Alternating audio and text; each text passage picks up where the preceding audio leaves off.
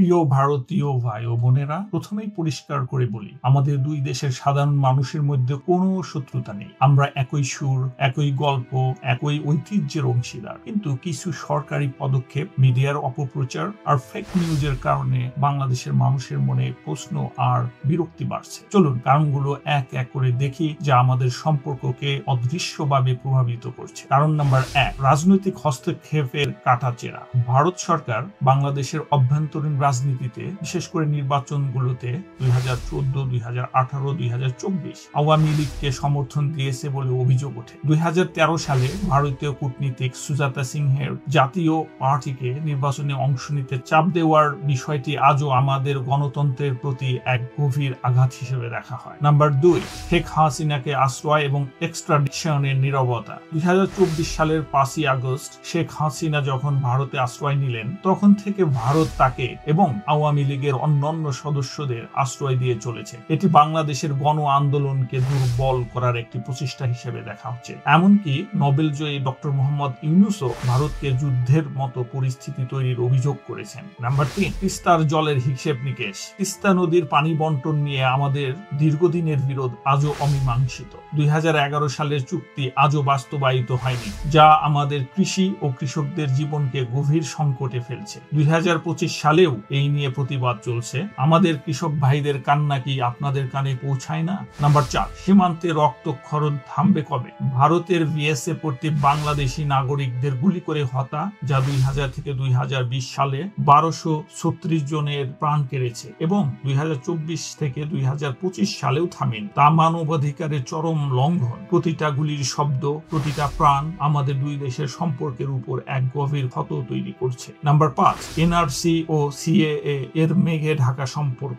ভারতের এনআরসি এবং সিএএ কে মুসলিম বিরোধী আইন হিসেবে দেখা হয়, যা বাংলাদেশে এক বিশাল উদ্বেগের কারণ। আমাদের অভিবাসী ভাই বোনদের মধ্যে ভয় ও অনিশ্চয়তা তৈরি করেছে, যা উভয় দেশের সম্পর্কের উপর চাপ সৃষ্টি করছে। এখন আসুন সেই সব কারণগুলোতে, যা সাম্প্রতিক সময়ে, বিশেষ করে 2025 সালে আমাদের সম্পর্কে আরো বড় চির ধরিয়েছে। নাম্বার 6, অর্থনৈতিক অসমতা ও শোষণের অভিযোগ। বাংলাদেশের সাথে ভারতের বাণিজ্যিক ঘাটতি অনেক, এটাকে একতরফা বলে অভিযোগ উঠেছে। ভারতের আধিপত্যবাদী দৃষ্টিভঙ্গি এবং 2025 সালের মে মাসে বাংলাদেশের পণ্যের উপর ব্যান আমাদের অর্থনীতিকে দুর্বল করছে। এটা কি কেবল বাণিজ্য নাকি এক ধরনের শোষণ? নাম্বার 7, সংখ্যালঘু নির্যাতনের অভিযোগে উত্তপ্ত পরিস্থিতি। বাংলাদেশে হিন্দু সংখ্যালঘুদের উপর হামলার অভিযোগে ভারতের মিডিয়া যেভাবে প্রতিক্রিয়া দেখায়, তা প্রায়ই পরিস্থিতিকে আরো তপ্ত করে। সঠিক তথ্য যাচাই বাছাই না করে আবেগপ্রবণ রিপোর্ট আমাদের সমাজে অস্থিরতা বাড়ায়। নাম্বার 8, ভারতীয় মিডিয়ার ফেক নিউজ ও প্রোপাগান্ডার বিষ বাষ্প। ভারতীয় কিছু মিডিয়া যেমন রিপাবলিক টিভি বা জি নিউজ বাংলাদেশে হিন্দু আক্রমণের মিথ্যা খবর, পুরনো ভিডিও বা অন্য দেশের ছবি ব্যবহার করে ঘৃণা ছড়াচ্ছে। 2024 থেকে 25 সালে এই প্রবণতা মারাত্মক আকার ধারণ করায় বাংলাদেশ ভারতীয় চ্যানেল নিষিদ্ধ করতে বাধ্য হয়েছে। এটা কি সংবাদ নাকি প্রোপাগান্ডা? নাম্বার 9, অবৈধ পুশ ইন। মানবতা কি নির্বাসিত? 2025 সালে ভারত 2000-এর বেশি বাংলাভাষী মুসলিম নাগরিককে বাংলাদেশে ঠেলে দিয়েছে, যাদের অনেকের ভারতীয় কাগজপত্র ছিল।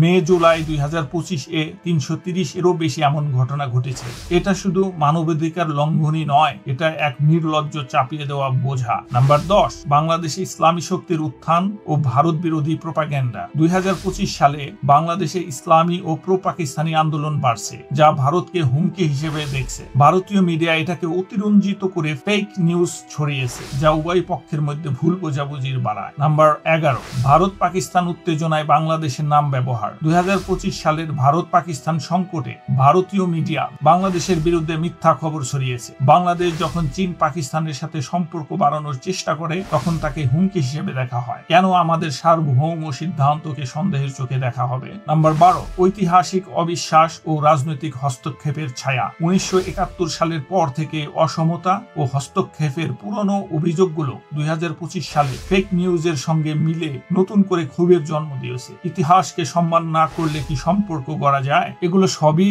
সরকারি নীতি, মিডিয়া এবং প্রোপাগ্যান্ডার দোষ, আমাদের জনগণের নয়। আমরা চাই একটি সুস্থ সম্পর্ক যেখানে থাকবে সম্মান, সমতা আর ন্যায় বিচার। ভারতের সাধারণ মানুষ, আপনারা আমাদের ভাই বোন, আপনাদের সাথে আমাদের কোনো বিরোধ নেই। আমরা চাই দুই দেশের জনগণ মিলেমিশে কাজ করি, ব্যবসা করি, উৎসব করি, সংস্কৃতি ভাগ করি। আমি বিশ্বাস করি যখন সরকার এই নীতিগুলো সম্মানজনক হবে এবং মিডিয়া দায়িত্বশীল হবে, তখন আমাদের সম্পর্ক আরো সুদৃঢ় হবে। আমরা যুদ্ধ বা ঘৃণা চাই না, আমরা চাই শান্তি, বোঝাপড়া আর সত্যিকারের বন্ধুত্ব। আশা করি এই ভিডিও আপনাদের মনে দাগ কাটবে এবং আমাদের সম্পর্কের পেছনের সত্যিটা বুঝতে সাহায্য করবে। যদি আমার কথাগুলো আপনাদের মন ছুঁয়ে যায় তাহলে একটি লাইক দিন, কমেন্টে আপনার মূল্যবান মতামত বলুন, আপনারা কি ভাবছেন। এই বার্তাটি যত পারেন শেয়ার করুন যাতে আরো বেশি ভারতীয় ভাই বোনেরা আমাদের কথা শুনতে পারে। এবং হ্যাঁ, আমাদের চ্যানেলটি সাবস্ক্রাইব করে পাশে থাকুন যাতে এমন আরো সৎ ও গুরুত্বপূর্ণ ভিডিও আপনারা দেখতে পান। ভালো থাকুন, সুখে থাকুন।